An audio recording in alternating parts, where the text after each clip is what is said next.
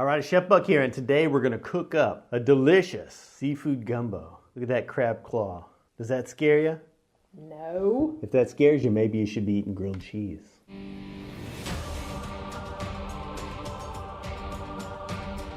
Got my burner on right here, so we're going to heat our oil up. Because the first thing we're going to do is make a roux. Having a nice, creamy, thick roux to start with is going to be key for our gumbo for a thickener. But then we've also got okra over here that I've just chopped up some fresh okra. And that's going to add a nice little creamy thickness to our gumbo. Alrighty, so now I've got my oil heated up. I'm going to add in my flour. So I'm going to get my flour mixed in with my oil. We're going to stir it around, get the lumps out of our flour. And now I'm just going to stir it forever and ever. So you see I've gotten the flour smoothed out there in my oil, and now I'm going to be stirring this consistently. I had it on medium heat and it was bubbling a little bit, so now I've reduced it down to a medium low. And now this is all I'm going to do. I got my headphones here and I'm going to be listening to a podcast. And camera girl's going to turn off the camera and she'll come back periodically. But I'm going to be stirring this probably for another 30 minutes. Well, you come back periodically and check on this and we'll see how it goes. How's it going? You're about 20 minutes in. It really doesn't look any different, does it? It doesn't until it does. The change is going to come pretty quick, but it's going to take a long time to get there. So don't be discouraged, that things aren't happening fast, because you don't want them to happen too fast. If it happens too fast, then it's not going to work for you. It takes a long time to develop the roux, but this is going to really make our gumbo super duper delicious. It's been a little bit over 20 minutes. So why don't you come back in another 15 minutes and see how I'm doing. All right. How long has it been? It has been 32 minutes. I think it's starting to darken a little bit. I adjusted it just a hair, but we're still pretty much on medium low.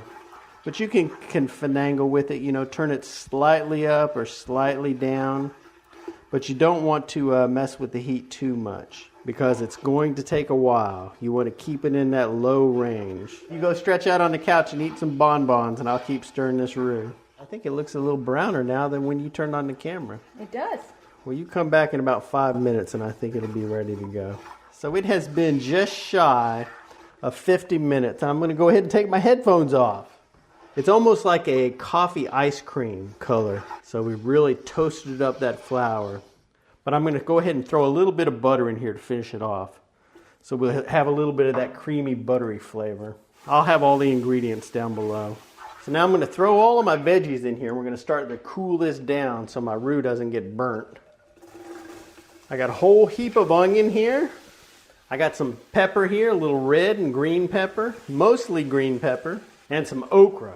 Now the okra is key. I've got this sliced up, and this is going to be a great thickener in our gumbo.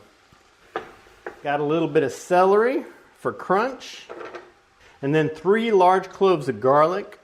But you can be semi-flexible on these ingredients.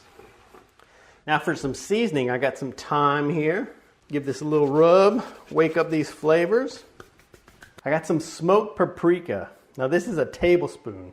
Seems like a lot, and we might even add some more later. Smoked paprika has such an overwhelming flavor, but it's going to get lost in this gumbo, believe it or not, even with this much. We used this Creole seasoning for the last batch we made, and it was really good. And you can find any kind of pre-mixed seasoning like this here, but really it's just a bunch of salt and chili powder. And I got a whole heap of it right here, but I might add some more of this later on too. But that'll be enough to get us started. Now you can throw in a little bit of broth. We're using chicken broth. You can use veggie broth. You can just use some clam juice. If you've got a seafood broth, you can use that there. You can just use water if you like. But a little bit of broth will be nice. So this will add a lot of flavor and salt as well.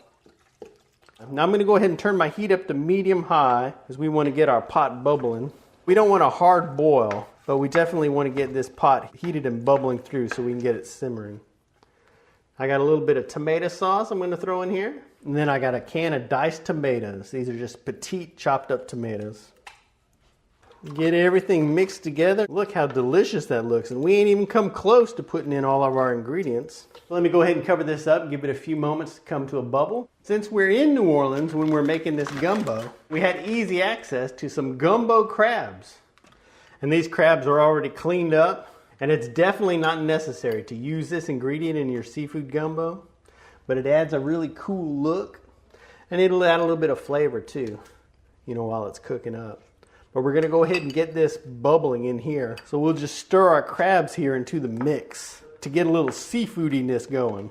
But this is just the smallest part of our seafood ingredients. Cover this up so it'll come up to a bubble. Doing the gumbo dance.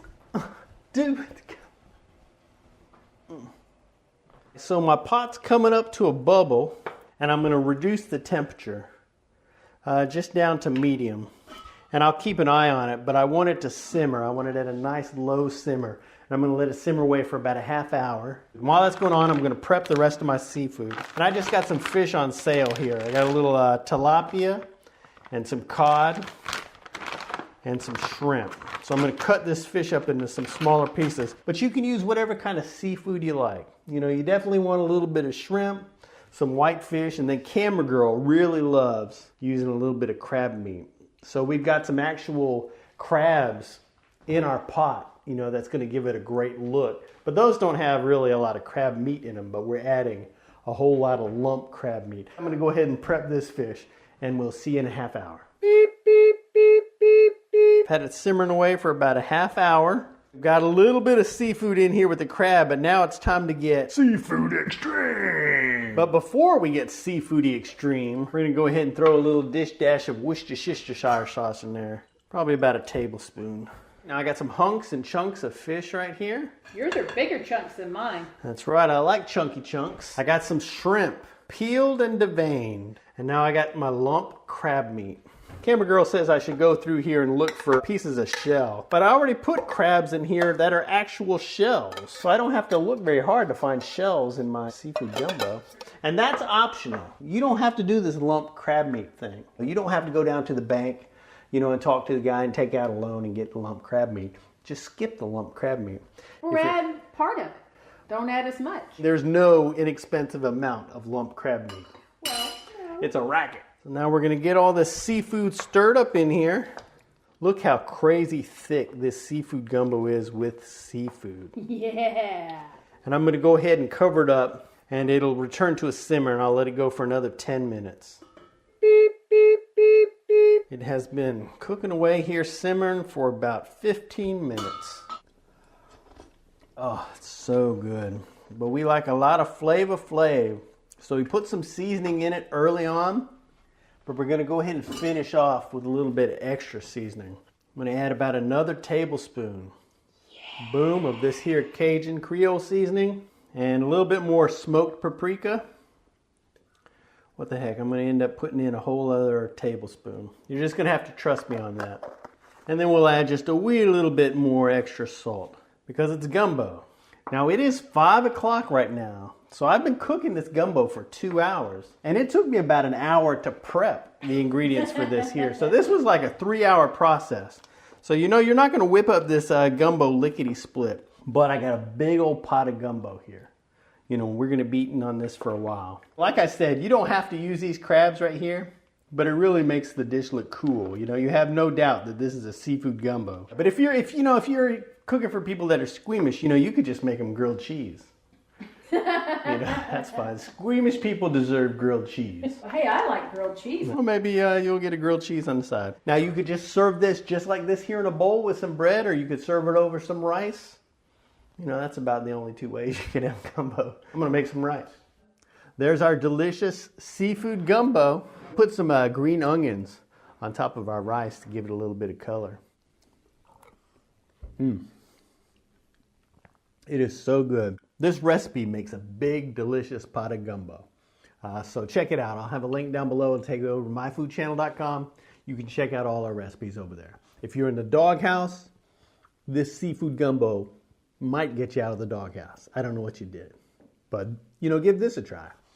Thanks for watching. Thanks for subscribing, checking out all our videos. Thumbs up, all that stuff. We really appreciate the support. And we'll see you in the future. Bye-bye.